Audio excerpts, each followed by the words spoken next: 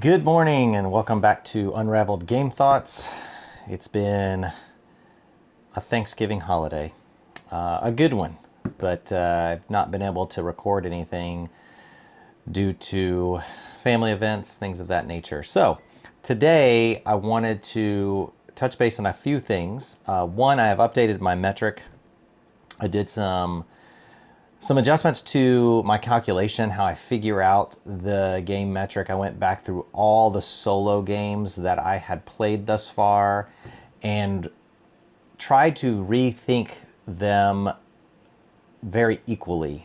A lot of times I'm sort of giving a score to different aspects of the game, but I'm doing it maybe, weeks apart, or there are just other factors in life that are influencing that scoring. And so as much as I can, I'm trying to keep it even, make it fair.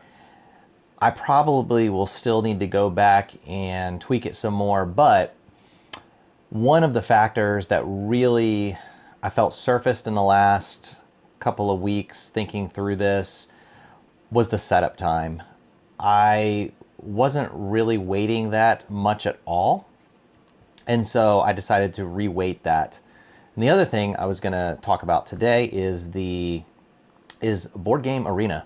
I think most people have heard of this, at least in my head. I feel like most people have. But I get the question, how's that different from Tabletop Simulator, things like that. And so I thought I would just touch base on that real quick. In fact, I'm going to start with that because that is the piece that I feel like is going to be the most beneficial for folks. So let me move stuff around. I hope I don't screen record a ton. This is only, I think, my second video. I've done some screen recording, so I hope it goes well. But this is Board Game Arena. Basically, if you go to boardgamearena.com, you will come in here. This is my handle, Wade B 1977. If you want to play games with me, send me an invite. I'd love to play games with you. I am middling to average, so you have a better than 50% shot of winning a game. Might as well take a shot at it. So this is, let me differentiate this first between the other two places that I might play games. I could go three. If you count Steam, there's some good options in Steam. Like I have Scythe through Steam, so sometimes if I'm just trying to get ready for a multiplayer Scythe game, I'll go in there and play against the AI on hard and try to get better at Scythe. I'll lose, but I will hopefully learn something. So I guess Steam could be another option for board games, and I think there's other games through Steam, but Tabletopia and Tabletop Simulator, I believe, are both purchased through Steam. Tabletop Simulator is probably best for folks that are very comfortable with an environment that could be messed up by moving your mouse the wrong way or clicking on the wrong thing, or you could, I think it's kind of hard to accidentally flip over the table, but I think you can flip over the table accidentally, potentially. It's really good for game designers, people testing games, and I've play tested games in Tabletop Simulator. It's not bad. I've tried out a few things. Got to try Frosthaven in Tabletop Simulator. It's just not wieldy, and if you're okay investing the time in getting things set up on the table, you really have to know the rules. You really have to know what you're doing, or you have to be willing to just sort of kind of work through it. And during the pandemic, when we were all quarantined, that was actually a good venue for doing some of that. Now that we can get together with people a little bit more, it's less functional. It's good for you're playing with somebody across the country, maybe. But honestly, I feel like Tabletopia was even better as far as you couldn't mess as many things up. You still had to know the rules. You still had to know how to play the games. You had to basically read the rules. You couldn't just play the game. And so it was not as good maybe for testing and creating content, things of that nature, but better for learning a new game. Board Game Arena, I don't know how long it's been. It's been out longer than I knew or was aware of, but they have a lot of games in there now. And I would say Board Game Arena to some degree may kind of eliminate the need for Tabletopia, and that's my opinion. There might be other uses for Tabletopia that I'm not aware of, but Board Game Arena is a really great venue for learning the game. So again, if you're on here already, there's my handle. Feel free to shoot me a message, invite me to play a game. I'd love it. But this is a great venue for playing a game because they have so many games in here. I think right now it's probably like, I think when I got on it was like 20 bucks, 25 bucks for the year, which is fantastic. And it went up, so it's like 30, 35 now. But I would say it is worth it. I'd probably willing to pay at least up to 50 bucks for something like this because there are so many games in here and it offers a lot of opportunity to play with some of my buddies that we can get together in our local community and play, and that's fantastic. But we can also play a lot more games on Board Game Arena, and it also allows us to really try some games out and learn some games that we don't have, either to decide if we want to purchase those games or not. So the categories, there's several categories they have on here. One thing you can go to is all games and really see every game that is available. I guess they're not in alphabetical order. I'm not sure what the order is here. I don't know that there's a method for sorting them. But you can see that there are quite a few on here. Just for context of what I play, if I go to play now, I think most of the games that I typically play will pop up. Yeah, they kind of automatically populate. Tapestry's in beta, which is actually, I didn't really want to get Tapestry out on the table and play it. I got to do it for the solo. I'll eventually get to it, but it takes a lot of setup. So playing on Tabletop Simulator, not Tabletop, on Board Game Arena is a fantastic venue. I learned Lost Ruins of Arnak on Board Game Arena. It is fantastic. One of my buddies has bought this game, so currently I have not purchased it, but it's on my list of games that I'd love to get, and I will eventually try the solo of that. Viticulture is another great one that I want to play more, and now that they have it on Board Game Arena, I can play it a lot more. It's one of those games I'm absolutely atrocious at. Atrocious? I'm terrible at Viticulture, but I like to play it. It's a fun game. Chakra is one that I will probably add to my collection at some point. I enjoy playing this one.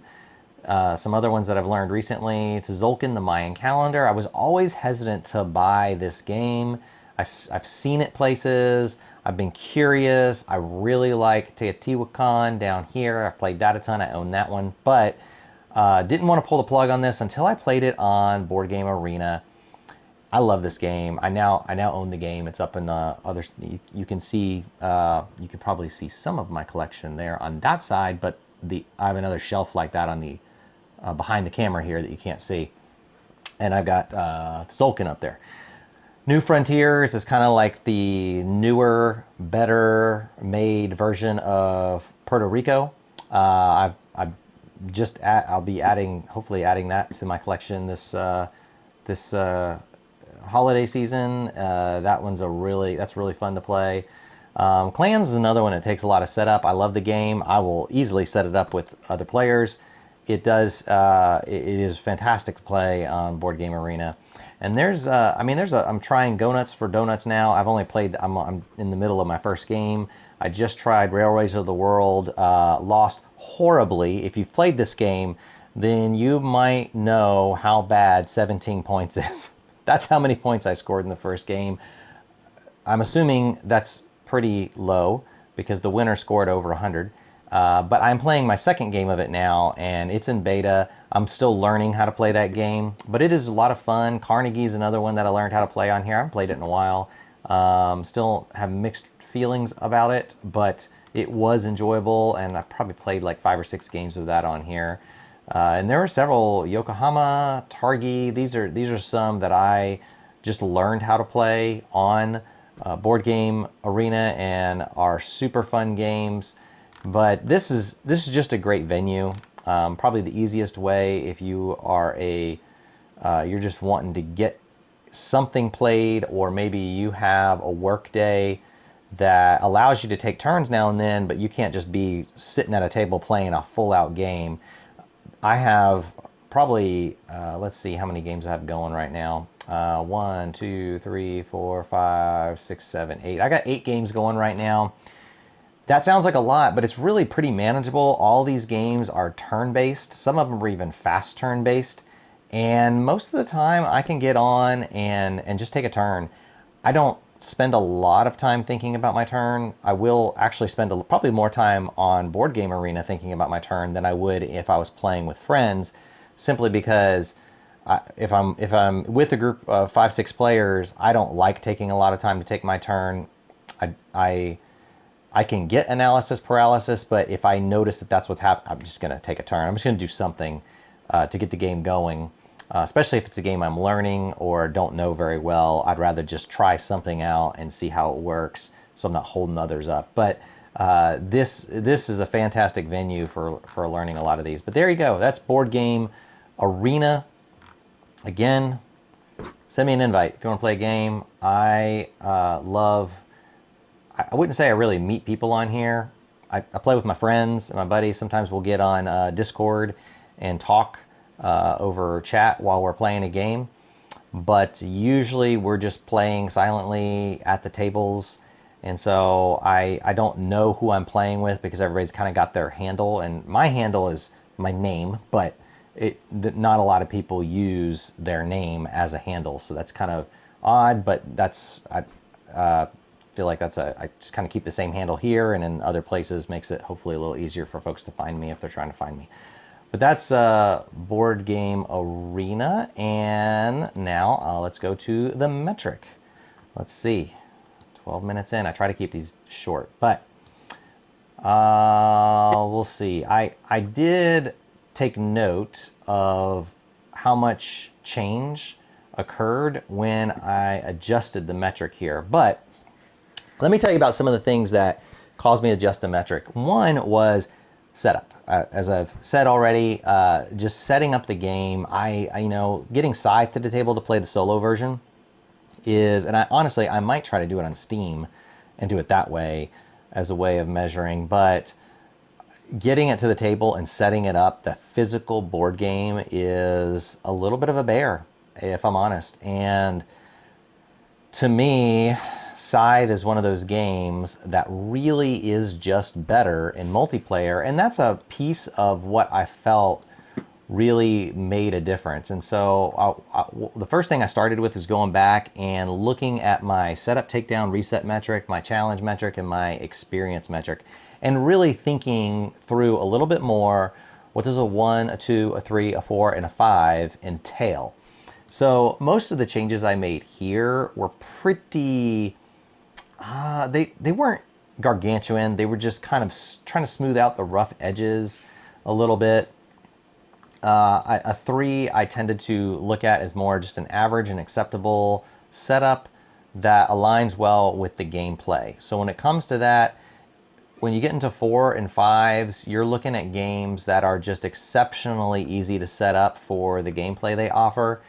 And when you get into 2s and 1s, you're starting to get into, I might not get it out because I don't know that the gameplay is quite worth the setup. So Scythe probably is going to fall into the 1 range here for a couple of reasons. One, it's a really big setup, even for solo. Even though the solo is not hard to manage, I might give it like a 1.75 because, excuse me, I do know that the solo, well, and that's for setup. So yeah, it might even be 1.5. Well, I'll have to think it through once I get there.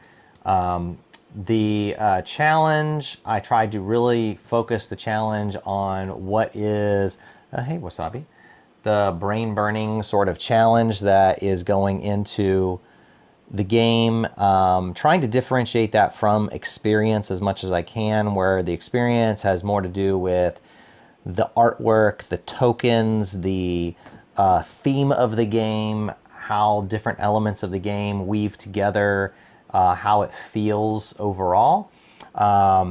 Whereas the challenge is really more how does the R&D balance with what you're the puzzly nature of trying to win the game as a solo player. And so, and then the diversity of that challenge. So if you come up with a strategy that just wins every time, it's going to score lower on the challenge. Or if you have to use the same strategy, whether you win or lose, but the same strategy is kind of what you are going to gravitate toward for each game, then I might keep the challenge at a lower number. But if it's pretty puzzly, there's variable paths to victory. It's a very diverse game. Every game feels a little different. Then I will bump the challenge up. Or even if it's like let's say it's an abstract game that, it's the same gameplay every time, but every game presents enough difference in the abstraction that it's still fun, it's still pleasurable. And the game I think of right now is Heaven and Ale. You're kind of doing the same thing every game, so it's not like variable the way Spirit Island would be variable with your different spirits and combining different spirits, or using different amounts like 2 spirits versus 3 spirits, so forth and so on. But it's still, I think, a variable game as a solo experience if you're using the solo version that is on Board Game Geek in the forums. I can't remember the name of the guy off the top of my head who created that, but it's a very good design. All right, and yeah, I think that explains that. So going back to my rating here, several things changed. Nemo's War shot up a little bit, and a lot of that just had to do with, as a solo experience, even though the setup is a little bit much, it is worth it. Reset is not hard, and you can easily play a couple of games, maybe 2 to 3 back to back. Presents a good challenge, presents enough different options in the game that you can adapt to different sort of narratives that you're trying to explore in the game. All the cards add a good narrative experience. You're going to draw some over again in each game, but you're also going to get a lot of new cards that present different challenges in that game. So that one ended up bumping up to the top of the list. It's got a lot of nice components. It's very fun to play.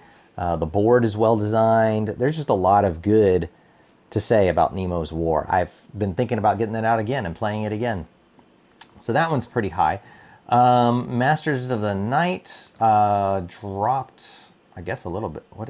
I have a -3 change, but I think it was because I don't know why I put -3. That can't be right, because I just added this one. I'm not even sure if I only have like the briefest video, so I'm pretty sure that's wrong.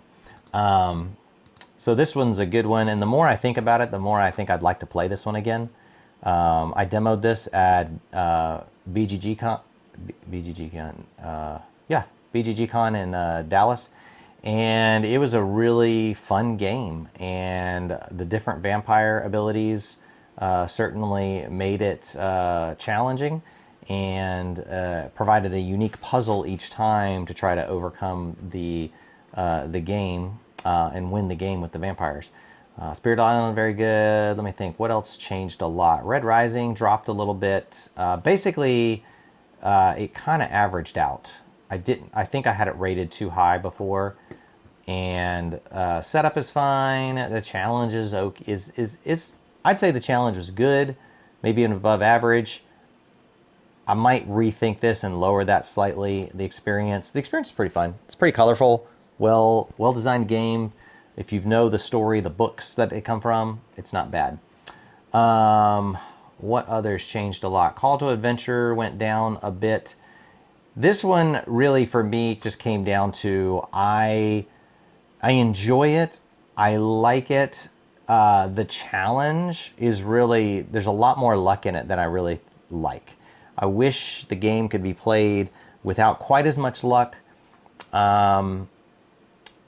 I realize that sometimes based on how that game is, it's one of those that might be hard to do.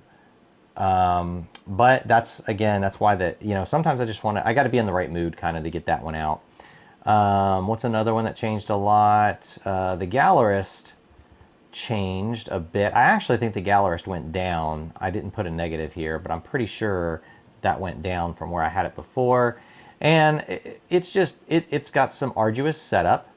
What this one comes down to is that I prefer certain games, I just prefer, this is not working for me, to play with a group of players. I don't want to play the Gallerist that often. This is kind of in the ballpark of Scythe. I'd rather play the Gallerist with other people. I don't really want to do the solo version of the Gallerist. It's much more engaging as a multiplayer experience, and that factors in. That factors in quite a bit to some of the adjustments I made to these games. Maracaibo was higher on the list before, and again, that I'd much rather play it with others. I'd much rather play Viscounts with others. I'd much rather play Teotihuacan with others. And one of the folks that commented on the forums had kind of commented based on what they saw, how I rated these solo games.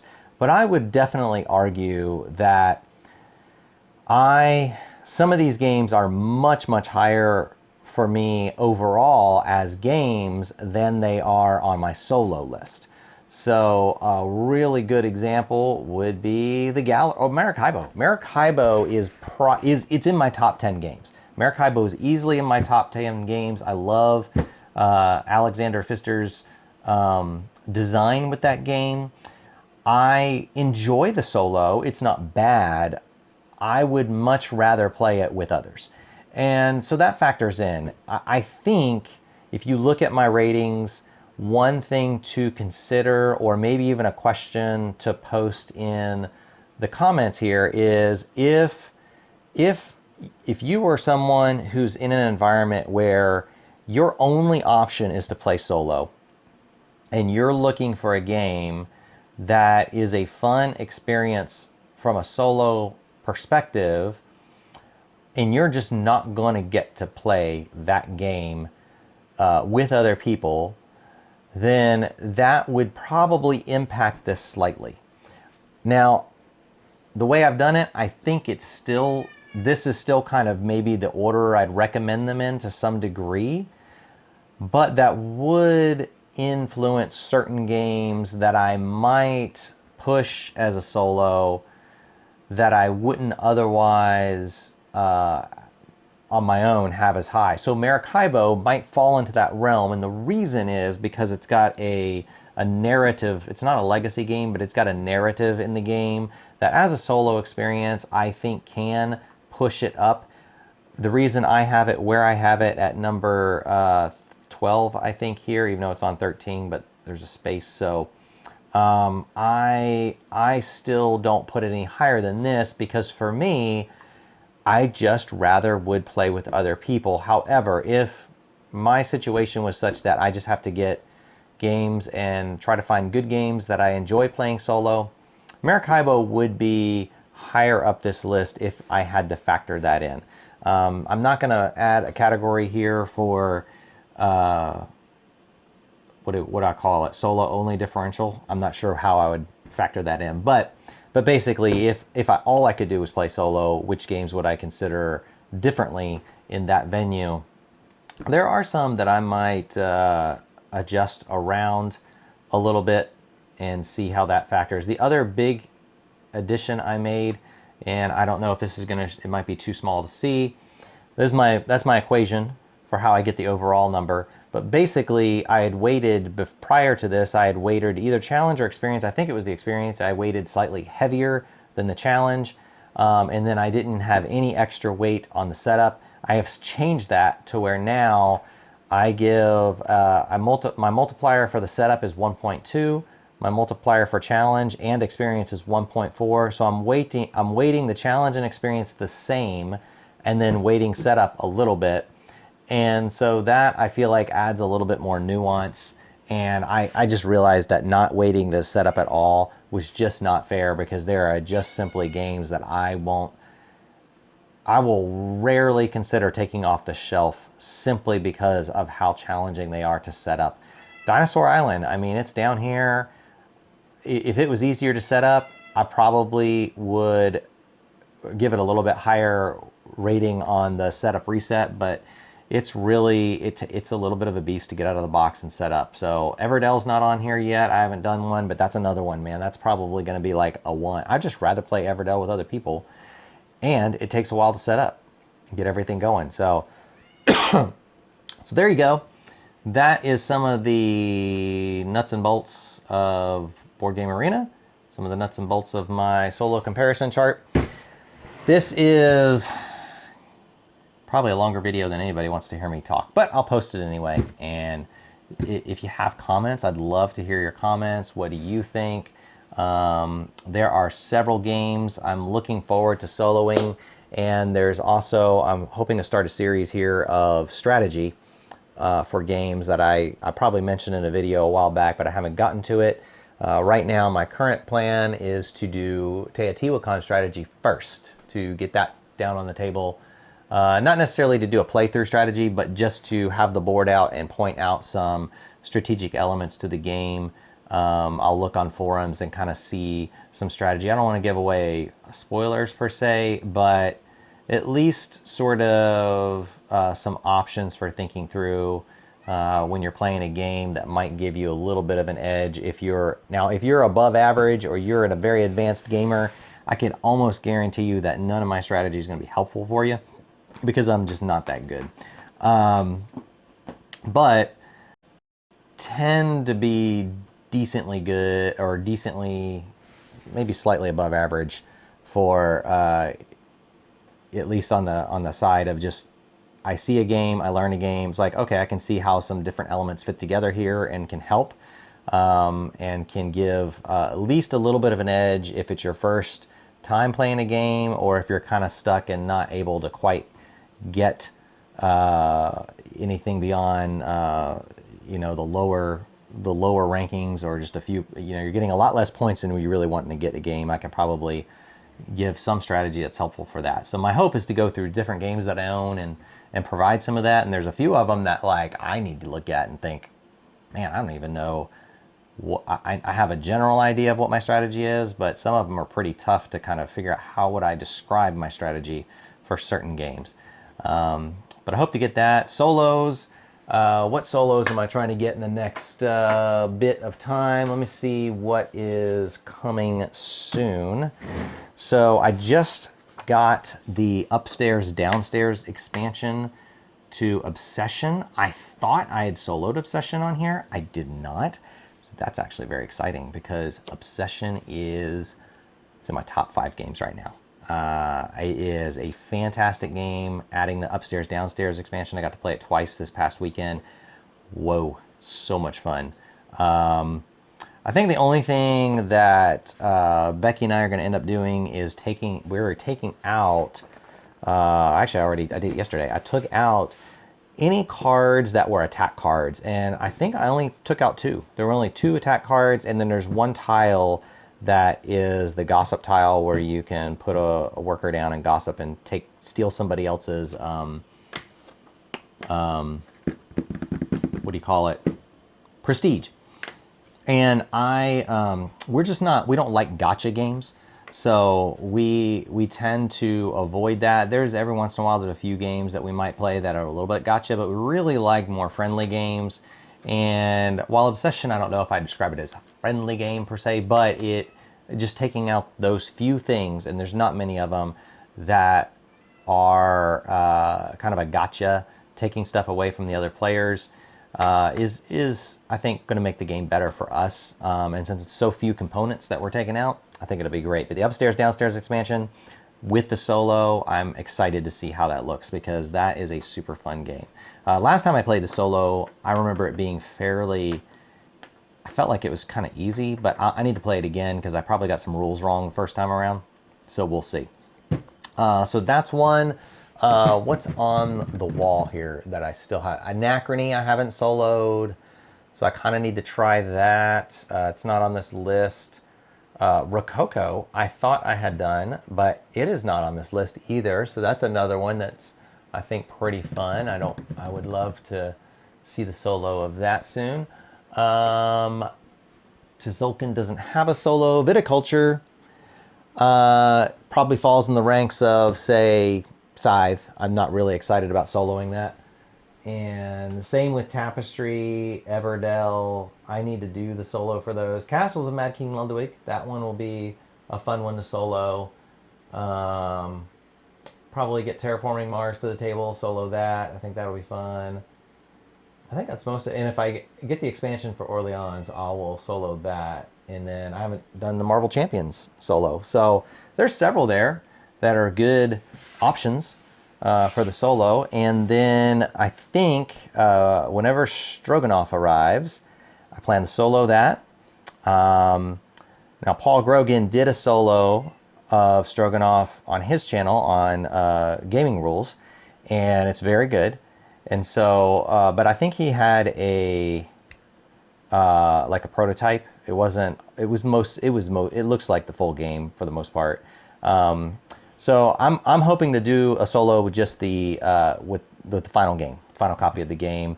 If it comes in December, which I'm hoping it does, then maybe late December, early January. Hopefully get that. I might be getting Black Rose War. That there's a couple of playthroughs online, but I don't think there's a solo. I might have to check again to see if there's anybody's posted a solo for Black Rose War, but I do think it has a solo option, and that just looks like a very interesting game. So I might even do a playthrough of that one just to demonstrate it, because there's not much on, and I feel like most of the playthroughs I saw, they weren't bad. It's just I think it could be once I play through it and kind of get the nuts and bolts, I think it'd be helpful to have another one. Great Western Trail, 2nd edition with the solo. That probably won't be till January. Arc Nova with the solo. That probably won't be till January. Those are games that I don't think I will be on my future until at least toward the end of the year. I don't know if that one has a solo. I don't think that has a solo. I don't know if A Feast for Odin has a solo. I would do a solo of that if it has one, but it might be like an expansion. And in Spirit Island Branch and Claw, I've already done a Spirit Island solo, so Branch and Claw is just adding more spirits and whatnot to the game, so I don't know that that would change my game rating that much. Perhaps some more dynamics, but yeah, that's what's on the radar for down the road. I probably will do a Gloomhaven rating solo, but I don't know that I'll actually do a playthrough. I will try to do a strategy bit for that, because I've played a lot of Gloomhaven, and if you haven't played and you're looking at getting into it, sort of knowing how the characters fit together, and some of the options you might be looking for down the road and how they work could be helpful. That is one that would be full of spoilers, and so I would just caveat that, and I will in the video too. If I ever play a game where it's like I'm spoiling tons of stuff, I'm going to tell you up front, please stop the video if you don't want spoilers, because I don't want to mess anything up for anybody. And Gloomhaven's one of those games where personally I kind of like to know all the character abilities, but some people might want to play that game and not know what's coming until they actually get there. So that's something to bear in mind. Well, thanks for joining me at Unraveled Game Thoughts today. I hope your Thanksgiving holiday was excellent. If you have comments, please leave them below. I did just today start a Ko-Fi page, and if you want to, and I also have a Patreon page, so if you're interested in supporting the channel, please visit those pages. Ko-Fi is sort of like another Patreon, but there's no fee that goes toward Ko-Fi. All those funds just go straight to me, which means they'll go straight to the channel and trying to help this channel or support other channels. My hope is just to use a lot of the initial funding to either make this one better or to actually fund some other channels that I really like and would like to see stay going strong. That being said, I feel like I'm forgetting something. Talked about that. Yeah. I will try to leave a link to Board Game Arena in the description. And thanks for coming today. Any comments are welcome, and I will talk to you next time.